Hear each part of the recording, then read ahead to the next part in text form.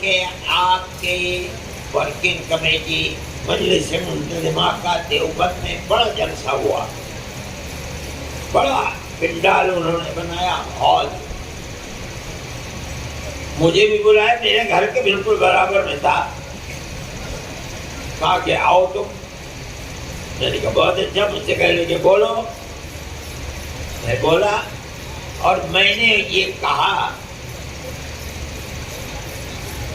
کہ آج یہ جلسہ جس میں مجھے بلایا گیا ہے، میں آپ سے بات کر رہا ہوں، ہو سکتا ہے کہ مستقبل کے اندر یہ اتحاد کی نشانی بھی بن جائے۔ وہ تو سارا مجمع کھڑا ہو گیا ایک دم، 2-3 منٹ تک نعرہ تکبیر اللہ اکبر ہی ہوتا رہا۔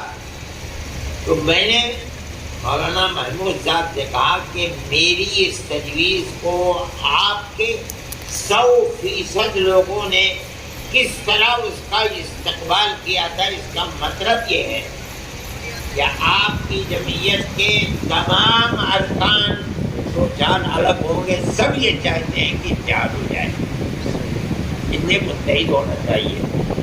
خاموش ہو گئے۔ پھر میں نے کہا کہ اچھا جو آپ کہہ رہے ہیں مجھے اس کو تحریری طریقے پر دے دو۔ بہرحال یہ سب کچھ ہوا، لیکن ان کی طرف سے معذرت ہو گئی۔ میں یہ بات کہہ رہا ہوں کہ آپ یہ نہ سمجھیں کہ ہماری طرف سے اس میں کوئی کوتاہی ہے۔ ہم تو آخری عمر ہے ہماری، 82 سال ہماری عمر ہو گئی، خدا جانے کس دن چاہیے حضرت بھائی کہہ دیں، سمجھ میں نہیں آتا۔ بیٹھتے ہیں تو اٹھا نہیں جاتا، اٹھتے ہیں تو بیٹھنے میں پریشانی ہوتی ہے، چلنا پھرنا سب مصیبت بن گیا ہے۔ ہم یہ چاہتے ہیں دل و جان سے کہ مستقبل کے اندر ایسی راہ ہو کہ جس میں اتحاد کی صورت آ جائے۔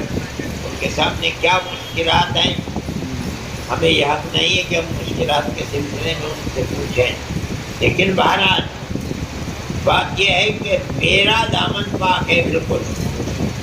میں یہ بھی کہتا ہوں، میں نے یہ بات پرسوں کہی ہے کہ بھئی اگر یہ رکاوٹ ہے کہ آپ مجھے یہ کہیں کہ ہم صدر بنیں، میری بخدا کہتا ہوں تیار ہوں،